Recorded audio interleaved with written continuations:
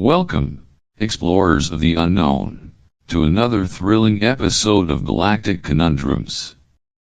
In today's story, we venture into the depths of space, where a seemingly unstoppable empire faces a challenge like no other species once thought insignificant, now standing as the greatest threat the galaxy has ever encountered.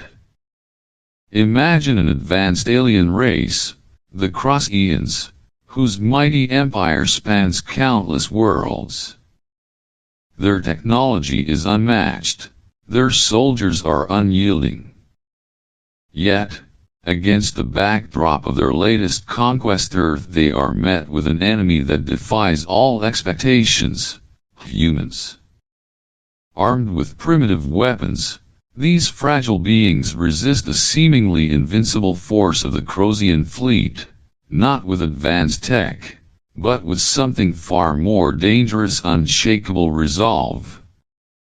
In this episode, join us as we uncover a tale of unexpected courage, rapid innovation, and the unrelenting spirit of humanity.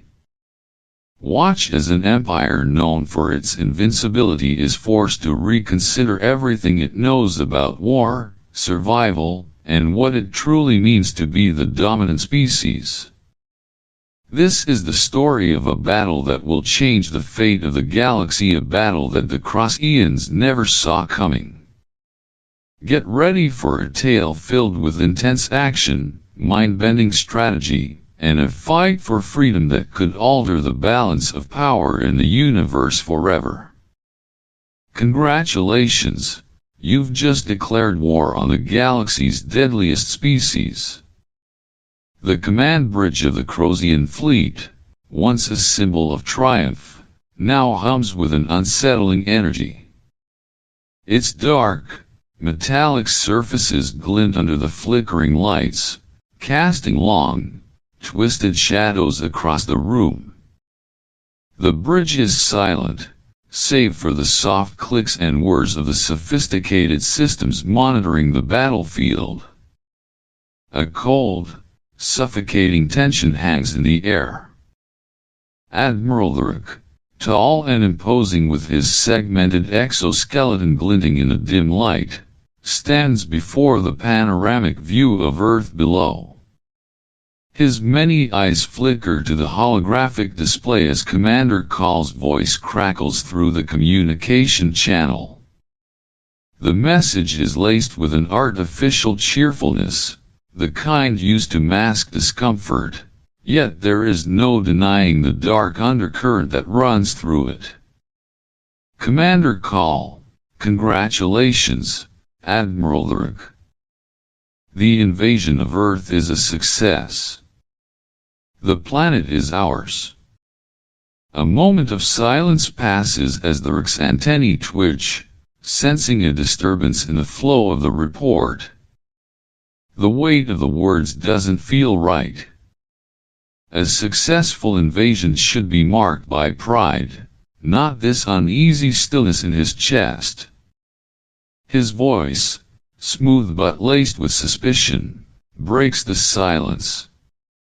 Admiral Thurk, and the casualties, Commander? How many did we lose? The holographic display flickers as Call's voice responds, a flicker of discomfort now slipping into his tone. Commander Call, that's the remarkable part, sir. Our forces took heavy losses, 73% of the fleet. Only 27% remains, but we won. The human governments surrendered after their major cities fell. A cold shiver runs down Thurk's spine, his exoskeleton plates flickering in alarm. The figure hangs in the air like a shadow too dark to ignore. He turns sharply, his multiple eyes narrowing in disbelief. Admiral Thurk, 73%? How can that be? This is impossible.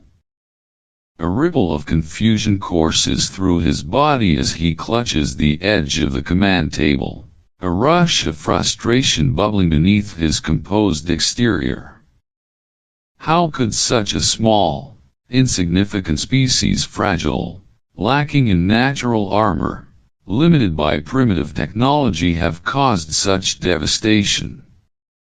Commander Call's compound eyes blink rapidly in what can only be described as nervousness. The data is almost too much to process, too contradictory to comprehend. Commander Call, it's true, Admiral.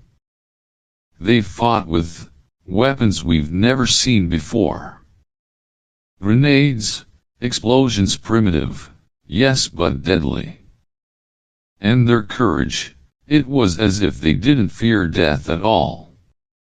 For every one of them that fell, 5 or 6 of us went down. The resistance, though scattered, is relentless. It was as if they fought for something greater than themselves. Freedom, I believe they called it. The words echo through the bridge like a cold wind, chilling the air. Freedom?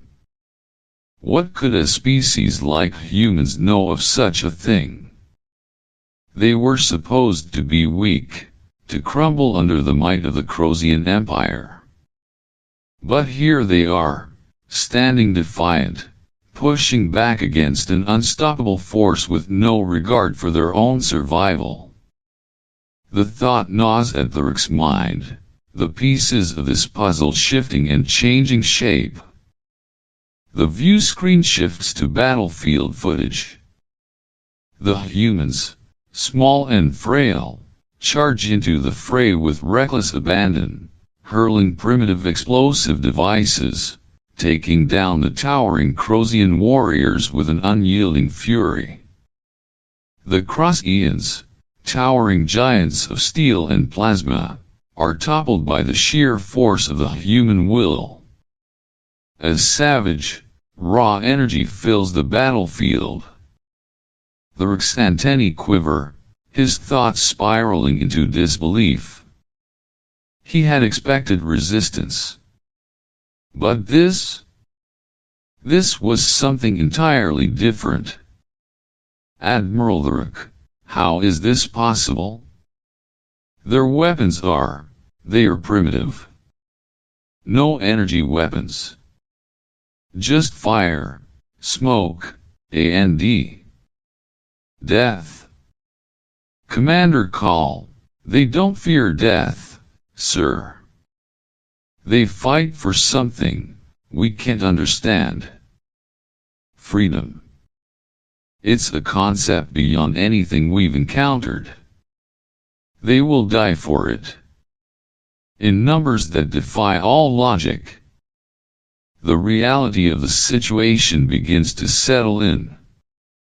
The humans are not like any other species the Crosians have encountered. They do not bend. They do not yield. Theirs is not a fight for survival alone, but for something much more profound, something that cannot be measured by technology or brute strength. And that, Thurik realizes, is what makes them dangerous. Admiral Thurik, quietly to himself, freedom. What kind of species does this? But even as he contemplates, he knows one thing for certain: these humans are far from the helpless, primitive beings they had assumed them to be. They are something far more deadly. The command bridge is steeped in an eerie silence as the holographic display flickers to life, casting a ghostly glow over the faces of Admiral Thurik and his officers. The scene before them is a chaotic tableau of war, projected in vivid clarity. Humans, fragile in appearance but fierce in action, clash against the might of the Crosian forces with a brutal, relentless energy. The projection shows human soldiers, small and inconspicuous, darting through the wreckage of a fallen Crosian walker. Their movements are sharp, calculated like shadows that slip between the larger, slower behemoths of war. Armed with nothing more than grenades and chemical propellants, they hurl their crude weapons with deadly precision. Each explosion shakes the ground, sending ripples of smoke and fire into the air. The sound of these primitive weapons exploding against the steel of the Crosian machines reverberates through the room. Admiral Lurik's eyes narrow as he watches one human soldier, no taller than a child in their armor, throw a makeshift grenade beneath a massive Crosian walker. The grenade detonates with a dull thud, and the walker topples, its mighty legs crumpling under the force. It crashes to the ground, taking dozens of Crosian soldiers with it, but the humans press on, undeterred. They swarm the fallen machine like ants, attaching more explosives to its exposed joints, undaunted by the plasma fire that scorches the air around them. The Admiral's antennae flicker in disbelief. The humans don't hesitate. They don't flinch. They push forward, moving with a single-minded purpose, disregarding the fear that would cripple any other species in the galaxy.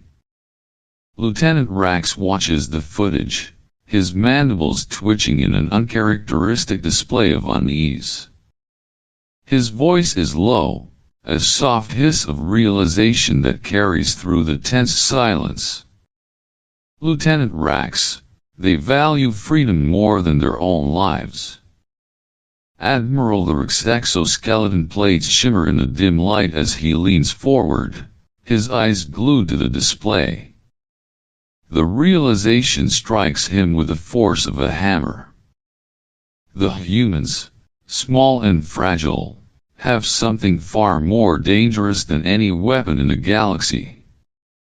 They have something no Crosian had anticipated: an unyielding will to fight for their freedom, no matter the cost. The footage shifts, showing another group of humans, this time armed with chemical propellants, their primitive guns belching smoke and fire. They charge toward a unit of Crosian soldiers, dodging plasma beams with a speed that seems almost unnatural for their size. One by one, the humans fall, but for every one that dies, two more rise to take their place. The sheer numbers of them, the endless tide of resistance, is overwhelming. The Crosian warriors, with their advanced technology, are struggling to contain this seemingly endless wave. Every time they push forward, they are met with more explosives, more traps, more bodies charging at them, unafraid, unrelenting. Admiral Lurik's mind races. The humans aren't simply fighting to survive, they are fighting for something beyond victory. Something that makes them willing to sacrifice everything. Admiral Lurik, then we've just awakened the most dangerous species in the galaxy? A chill runs through the command bridge, settling deep in Lurik's exoskeleton. He knows it now. The humans are no longer just a species to be conquered. They are a force, a relentless, adaptive, and dangerous force, capable of resisting and outsmarting even the most advanced species in the galaxy. They are not the fragile creatures the Crosians had thought them to be. As the holographic display shifts again, showing humans moving swiftly through the rubble, their movements in sync, their tactics fluid, it becomes abundantly clear: the true weapon of the humans isn't their primitive weapons or their crude tactics.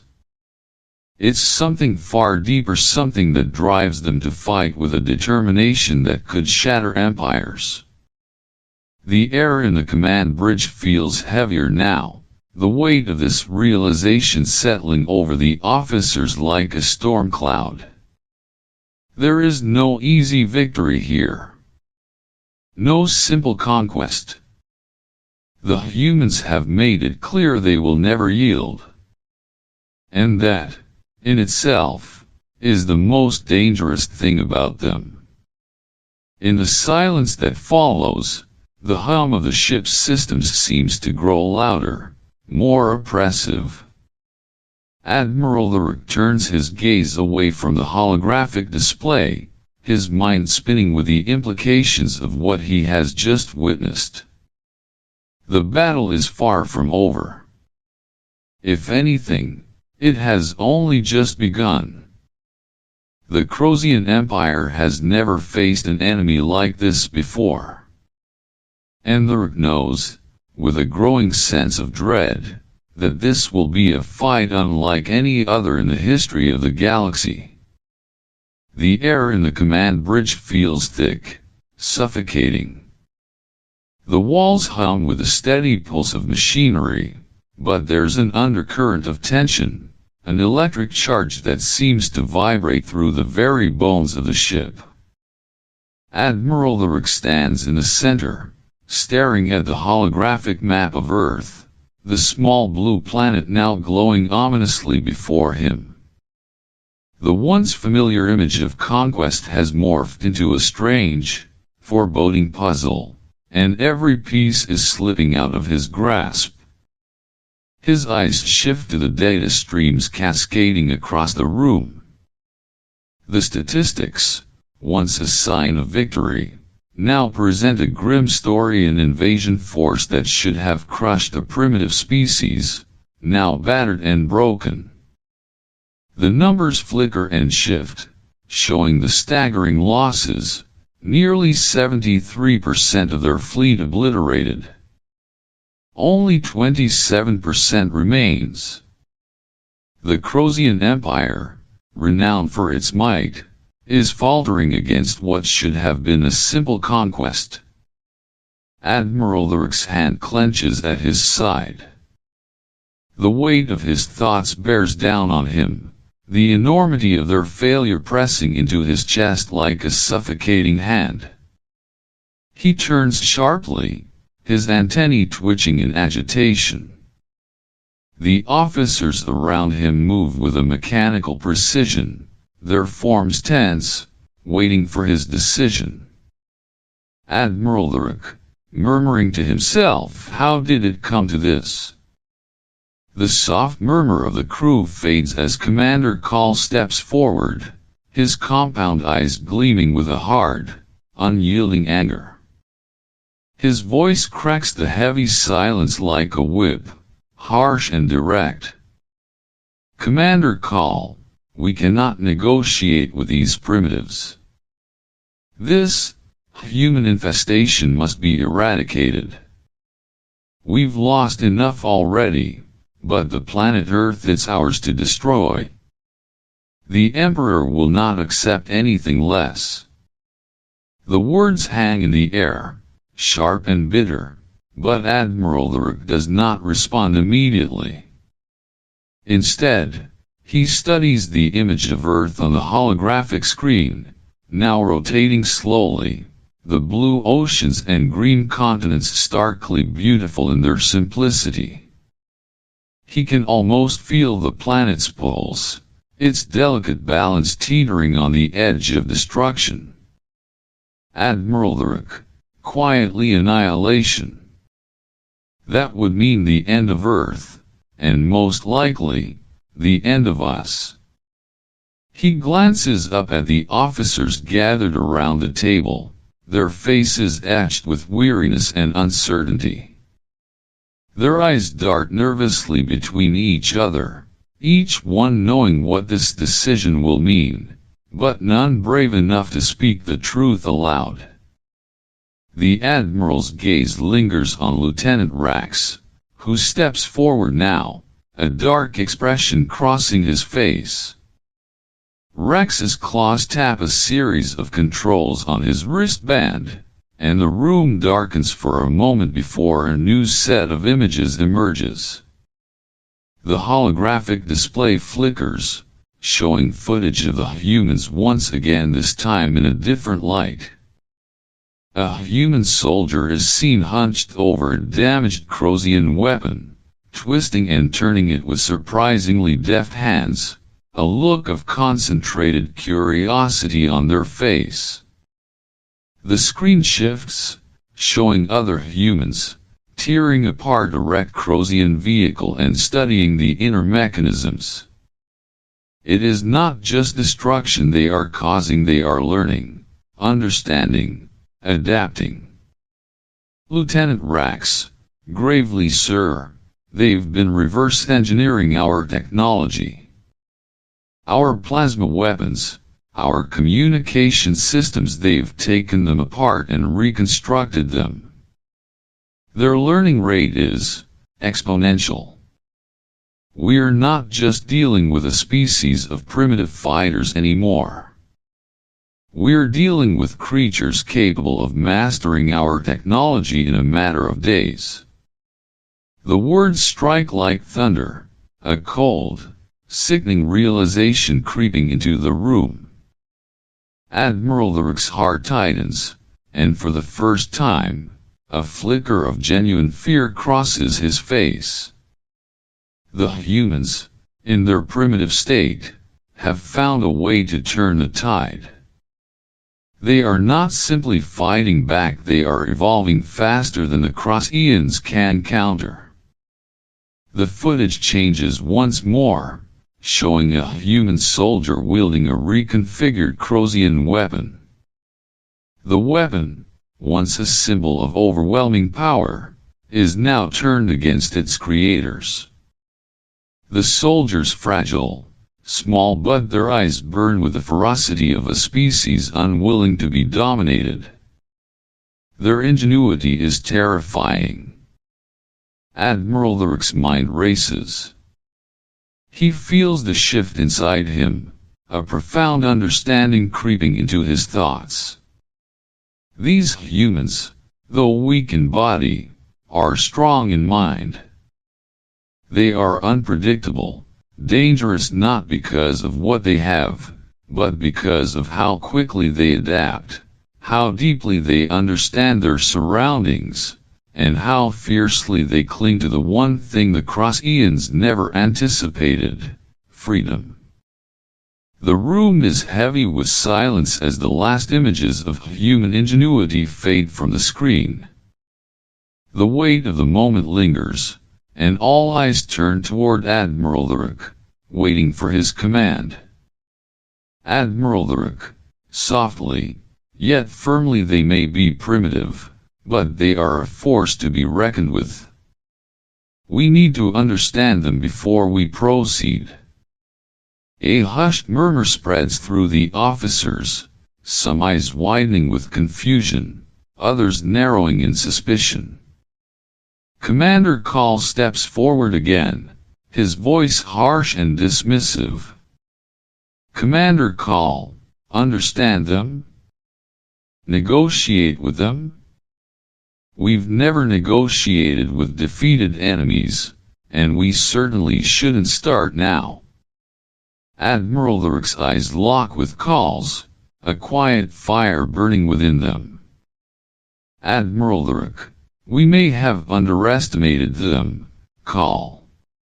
We must adapt, or we will be destroyed. This is not just a battle of firepower anymore.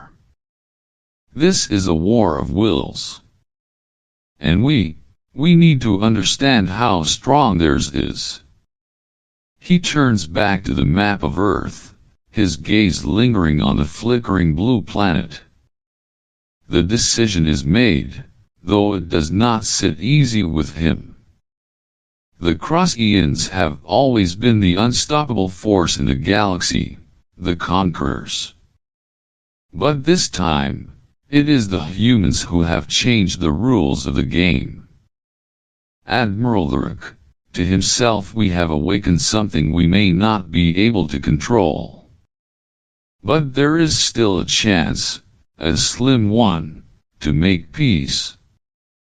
The command chamber is vast, its cold metal walls stretching upward into shadows that seem to swallow all light.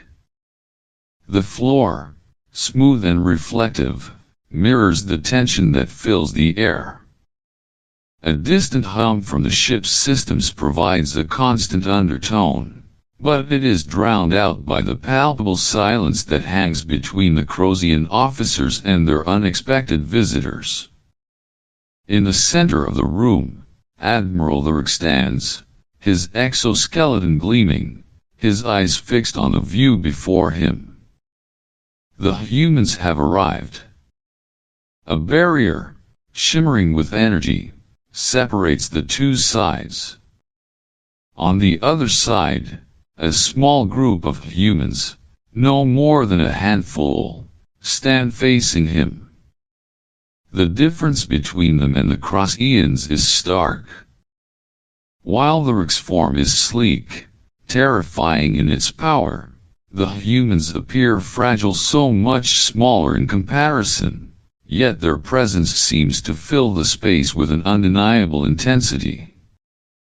Their clothing is simple, functional, but it is their demeanor that commands attention. Even through the energy barrier, their confidence is unmistakable. Admiral Zira Patel, the leader of the human delegation, stands at the front. Her eyes, dark and piercing, meet the Lurk's without flinching. Her posture is one of quiet authority, the kind earned through countless struggles. Though her face remains calm, there is a certain hardness to her features, a silent warning embedded in her gaze.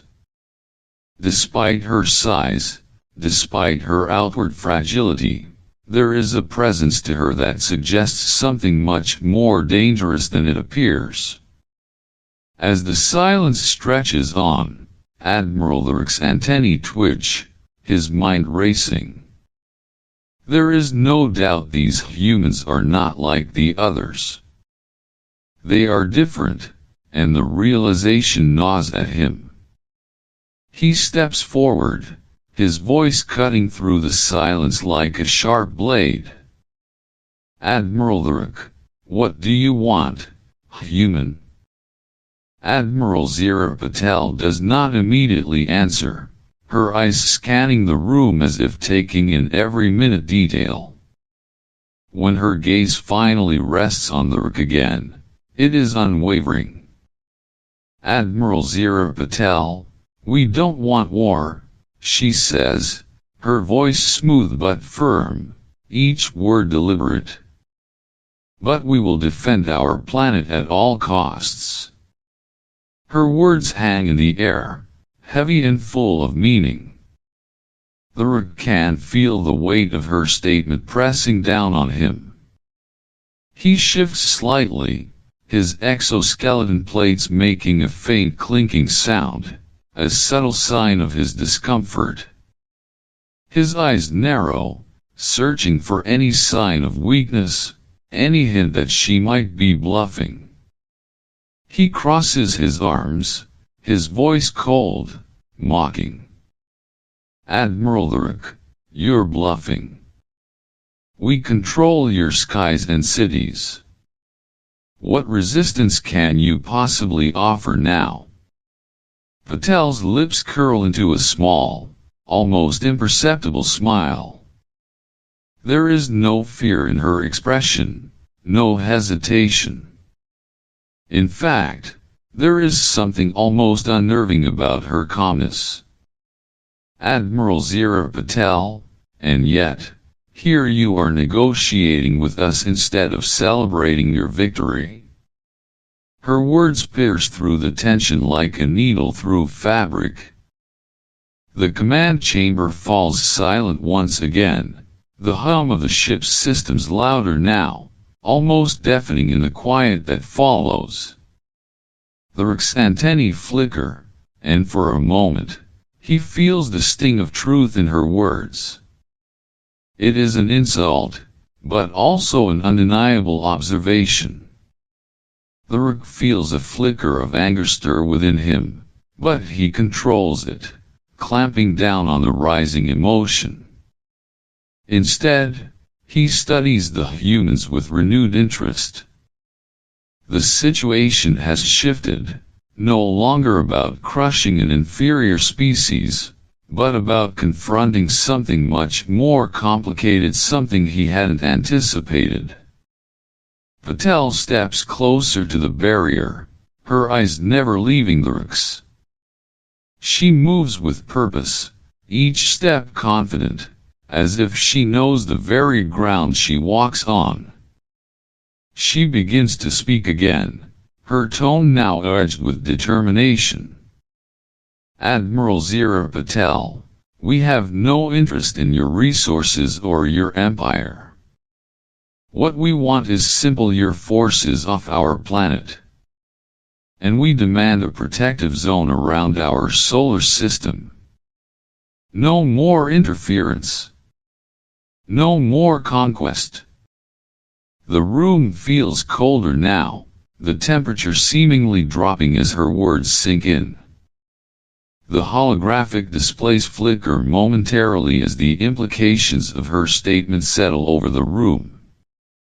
The Rook feels a chill crawl up his exoskeleton as the weight of the human's demands crashes into him. She has not come to beg for mercy. She has come to lay out terms, and these terms are not negotiable. Admiral the Rook stands motionless, the sound of his own breathing reverberating through the chamber. His mind races. This is not how he had envisioned this moment. Conquerors do not negotiate with the conquered. But these humans, they defy every expectation. They have fought, they have endured, and now they are demanding the one thing no other species has ever dared to ask: peace. His claws curl slightly, a reflex, but his voice remains steady, tinged with the faintest trace of respect. Admiral the Rook, you ask for the impossible. But you are not what I expected. We shall see if your terms are as absolute as you believe them to be. There is a pause, a brief moment where time seems to stretch. Then, Admiral Zira Patel nods once, a small but decisive movement. Admiral Zira Patel, we don't ask for victory, the Rook. We ask for our survival. And we will fight for it whether you negotiate or not. Her words leave no room for doubt. The human delegation stands firm, unyielding. The Rook knows, deep in his core, that this is no longer a battle of weapons. This is a battle of wills. And the humans have made their will known. The tension in the room thickens, a web of uncertainty closing in around them all. Neither side speaks, but both understand. The game has changed. The stakes have risen. And the war is far from over. The command bridge is bathed in a dim, flickering light, the constant hum of the ship's engines now almost deafening in the thick silence that hangs heavy in the air. Admiral the Rook stands alone, his eyes fixed on the holographic projection of Earth, now marred with the signs of a fierce, ongoing battle. The image of the planet spins lazily, but to the Rook, it has become a symbol of uncertainty, something fragile that may slip from his grasp at any moment. The massive viewport behind him shows the endless expanse of space, the stars distant and cold, their light indifferent to the turmoil unfolding below. The vastness of the galaxy has never felt so empty. The Emperor's directive rings in his ears, but the Ruk's mind is clouded. The images of human resilience, of their unwillingness to bend, are burned into his thoughts. The humans have not only survived, they have adapted, evolved in ways that defy all logic. The sharp clink of claws against metal snaps him out of his reverie. Lieutenant Rax approaches, his usually steady demeanor betraying a flicker of unease. His eyes, those calculating, sharp eyes, are fixed on the data feed streaming before them. Rax doesn't need to say a word. The data speaks for itself. The Rook watches as the hologram shifts to show a new development. A massive asteroid, once drifting aimlessly through space, now has been modified. Its surface gleams with strange metallic appendages, evidence of human ingenuity. The asteroid has been weaponized, its raw, untouched power harnessed by the human mind. The Rook feels a wave of dread wash over him as the image of the asteroid, now hurtling towards the fleet, expands across the room. It is a simple rock, but in the hands of the humans, it has become a weapon capable of devastating their most advanced defenses. Rex's voice cuts through the silence, low and filled with a quiet urgency. Lieutenant Rax, they are evolving faster than we can keep up. Our survival is at risk. The asteroid isn't the only thing they've weaponized. They've reverse-engineered our plasma weapons and communications systems. We're already seeing failures in our shields and targeting systems. They are developing countermeasures faster than we can adapt. The words hit the Rook like a physical blow, the weight of them crashing into his chest. His antennae twitch in agitation, and his exoskeleton plates glimmer under the harsh lighting. The implications of what Rax has said begin to settle, and what was once a sure victory is now slipping away, unraveling in real time. The humans have taken what was once a symbol of Crosian superiority and turned it into something that could destroy them. Admiral the Rook, quietly, so this is how it ends. Not by force, but by their relentless will to adapt, to learn, to overcome. He turns slowly, his gaze drifting across the command bridge to the officers who stand in silence, their faces grim. The room feels colder now, the air thicker, as if the walls themselves have begun to close in. Rax continues, his voice strained as he gestures to the growing list of human innovations displayed on the central screen. The reports are clear: biological weapons are being synthesized, targeting Crosian vulnerabilities. Pathogens, tailored to exploit weaknesses in their physiology, are being crafted in secret labs. They've even begun experimenting with aerosols capable of disabling Crosian respiratory systems. The humans are not simply fighting back. They are preparing for a war of attrition, one that the Crosians are ill-prepared for. Lieutenant Rax, their technology is still primitive in comparison to ours, but their ability to innovate, to adapt, it's unlike anything we've ever seen. We're outmatched, Admiral. The screen flickers as a new image appears: Crosian soldiers stumbling, their movements sluggish and disoriented. The bioweapons are taking effect. The once mighty warriors, who had stormed across galaxies, are now vulnerable, struggling against something as simple as Earth's bacteria and viruses. The Rick's mind races, the weight of this new reality pressing down on him. His claws clench, digging into the cold metal of the table.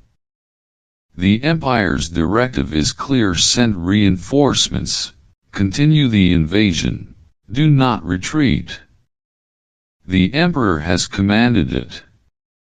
But in this moment, the weight of his own survival hangs in the balance. The thought of sending more troops to their deaths only to be met by an enemy that adapts faster than they can counter is unthinkable. Admiral Rick, then we must consider a retreat, or we risk losing everything. Rex's eyes flicker, a brief flash of surprise and disbelief crossing his face. For a moment, there is a silence that stretches long, a pause where the weight of the Rick's words settles over the room like a dark cloud. Lieutenant Rex, softly, a retreat? The Empire has never retreated.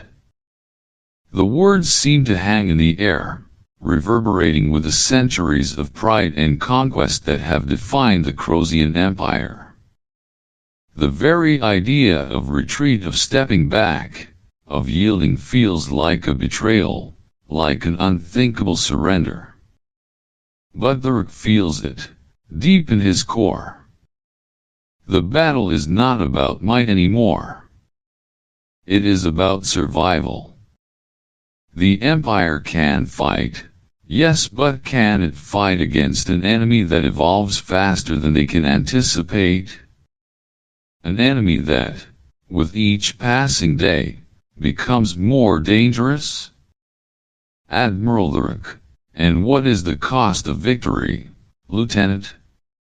More dead Crosians? Another shattered fleet? The Empire's pride cannot sustain us if we no longer have the strength to fight. We must adapt or be crushed under the weight of our own arrogance. The room falls into silence, the officers standing still as the weight of the decision hangs heavy in the air. The once clear path to victory now appears clouded, uncertain. The decision looms ahead, dark and forbidding. The Rick knows that whatever choice he makes next will shape the future of the Empire and possibly the galaxy itself. But in his heart, he feels the shifting tide, and he knows one thing for sure: the Crosian Empire is at a crossroads, and its fate will be decided by more than just firepower. The vast, imposing chamber of the Imperial Tribunal is colder than any place Admiral Rick has ever stood. The walls, high and jagged like the spires of an ancient fortress, seem to close in around him, their dark, polished surfaces reflecting the dim glow of overhead lights. The air is thick with the tension of 1,000 eyes, some curious, some accusing, fixated on the Admiral as he stands before the tribunal. Above him, the imposing figure of Supreme Commander Verithrax hovers in the center of the chamber, a towering presence whose segmented eyes flicker with cold disapproval.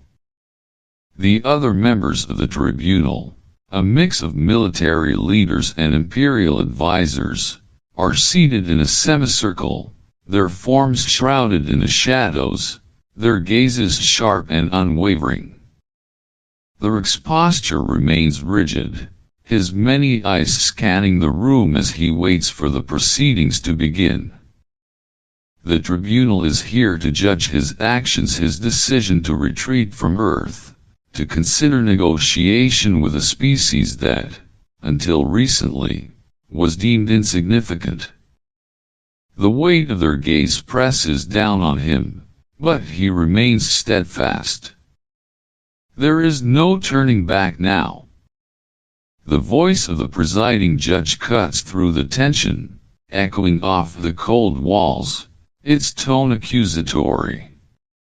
Presiding Judge, Admiral Lyric, you stand accused of dereliction of duty, cowardice in the face of the enemy, and treason against the Crosian Empire. How do you plead? Lyric straightens, his exoskeleton gleaming in the dim light. He opens his mandibles, speaking in a calm but unwavering tone, each word carrying the weight of his conviction. Admiral Lyric, not guilty. I acted to preserve the lives of my soldiers and to protect the long-term security of the Empire. My decision was based on a strategic evaluation of our situation. The humans, they are unlike any species we've ever encountered. There is a ripple of murmurs from the tribunal members. Lyric holds his ground, his eyes flashing as he continues. Admiral Lyric, they don't think like us. They don't fight like us, and most importantly, they learn faster than we do. We underestimated them, and it nearly cost us everything. If we continued the assault, we would have faced not only a defeat but the complete destruction of our forces. A tactical withdrawal was the only viable option. The room grows still as the Ric's words settle over the assembly. For the first time, he sees the faces of the other officers, their expressions shifting between disbelief and reluctant acknowledgement. The reality of what he has said is undeniable. The humans, those fragile, seemingly insignificant creatures, had forced the mighty Crosian Empire to rethink its strategy. The very thought of retreat was anathema to the Empire's culture, but the Rick knew that the cost of pride would be too high. A low hum fills the room as Supreme Commander Verithrax speaks, his voice booming with authority. Supreme Commander Verithrax, you suggest negotiation with these primitives, Lyric? We are the Crosian Empire. We do not negotiate with defeated enemies. We crush them, utterly. How do you propose we deal with a species that has shown this level of resistance? What is the cost of diplomacy with them? Lyric's antennae twitch, and his voice remains steady, unwavering as he meets Verithrax's cold gaze. Admiral Lyric, we cannot afford to view them as merely primitives. They have demonstrated an ability to adapt to our technology, reverse engineer our weapons, and even develop biological countermeasures against us. They are resourceful, relentless, and most importantly, they fight for something we can't understand. Their drive for freedom has turned them into a force capable of facing the might of the Empire. To continue fighting them as if they were any other enemy will lead only to our own destruction. The tribunal sits in silence, considering Lyric's words. For a moment, the tension in the air becomes unbearable, like the calm before a storm.